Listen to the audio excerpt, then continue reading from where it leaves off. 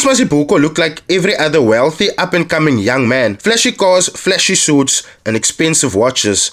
Someone you can trust with your investment, right? Today we'll take a look at Prince Mazibuko, who had it all but seemingly lost it all through a string of poor choices. This is the rise and fall of Prince Mazibuko. In my description you will find the link of Rolio Jack's YouTube channel, and I'm pointing you guys to this because this is a source of free information. This is where you learn to analyze the markets without forking a cent out of your pockets. This is where you learn intricate strategies and how to navigate the market without taking a cent out of your pocket. This is literally where you can learn how to read the COT report, all with the help of someone that's been doing it for the longest of time. I don't know if I told you guys this already, but Rolio Jack is also FSCA regulated. So the only thing that I can do is recommend this guy. Use the link in my description and head on over to Rolio Jack's YouTube channel immediately. Prince Mazibuko, a well put together gent, seemed to have the world at his beck and call. BMWs, Bentleys, and boatloads of money all gave the allure that all is well. But deep down, a storm was brewing and it was approaching with swiftness. Before we can get to where we are right now, let's start at the top. Prince was raised by his grandma, who passed away when he was just grade 10. And at this point, he was forced to move in with an unemployed uncle and had to start hustling to survive. He started selling sweets and snacks at school in order to not go to bed hungry and on an empty stomach. I believe this is where the entrepreneurship bug bit Prince Mazibuko. Fast forward to 2009, he finished matric and had a promising future until he was introduced to trading. A friend from a wealthy family taught him how to trade stocks, and they managed to close their first trade in 5,000 Rand profit. This, to me, was the start of his problems, and here's why. People become greedy and start using other people's money, and at the same time fail to give people their profit. Now,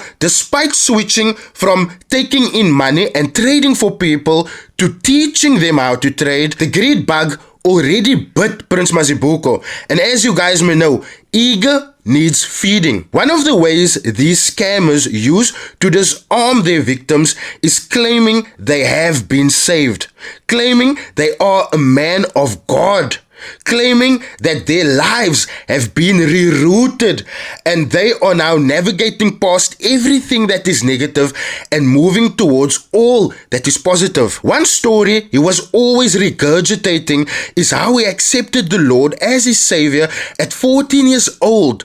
And this comes before reminding his audience that it is better to give, because when you give, everything else like success comes easy. As you guys may know, many of the church people is very gullible, and give they did. Prince Mazibuko managed to con 40 people out of 735,000 Rand through his forex trading company, Born Rich Group. What was his promises, you may ask? His promises was from 80% to 400%. And as you guys may know what I'm gonna say next, this is highly disingenuous. Stop it. Get some help. I want us to get to the calculator so that we can calculate 735,000's return on the low end. And as I've just stated, the low end is a promise of 80%. 80% of 735,000 Rand is 588,000 Rand, putting the total at 1,323,000 Rand. 400% of 735,000 Rand is 2,940,000 Rand, putting the total of the high-end returns at 3,675,000 Rand. All this is promised. Again, highly disingenuous. Although one of the first signs of Prince Mazibuko's business that's beginning to fail is the closure of his website.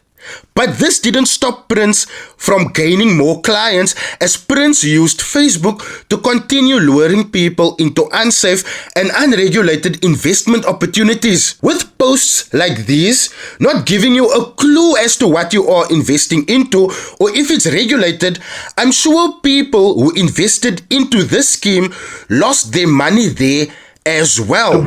Fast forward to February 11th. That is when everything finally came crashing down, as the Hawks Serious Organized Crime Unit served Prince Mazibuko with a summons to court. FBI, open up!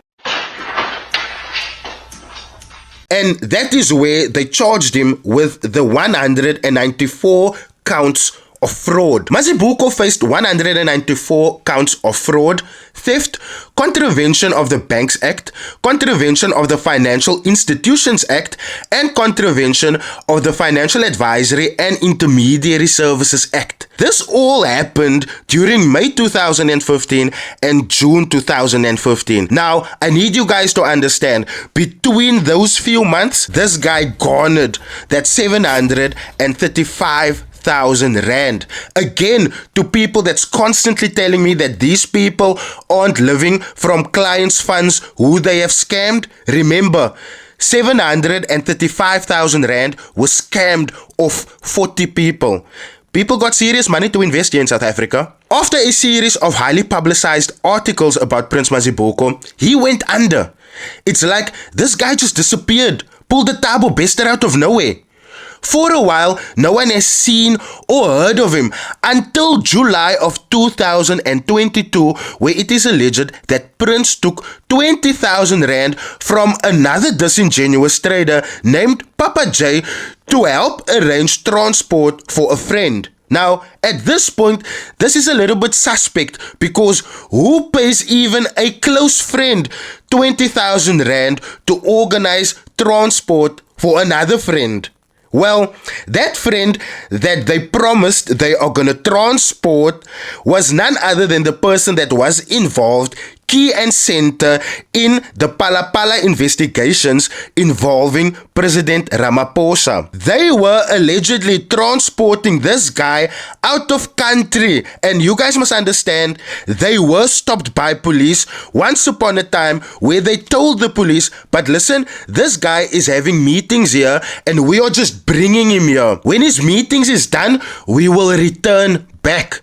And where they were caught out was when they returned back without the person that they were transporting. If that wasn't worst, fast forward to October 2022 and reports surface of Prince Mazibuko having lost it all. Prince Mazibuko is now begging for a job after losing everything. To think, just a few short years ago, this was one of the most successful forex traders around, with a lifestyle enviable to many. Now he has lost everything, and it is clear to recognize that this guy's source of wealth was people all along. What brings me to this conclusion is that once he got ousted as a scammer and people stopped paying and started complaining, he could not maintain his lifestyle anymore. And this is not only the truth for him. There is many traders out here that is currently living the high life on stolen time.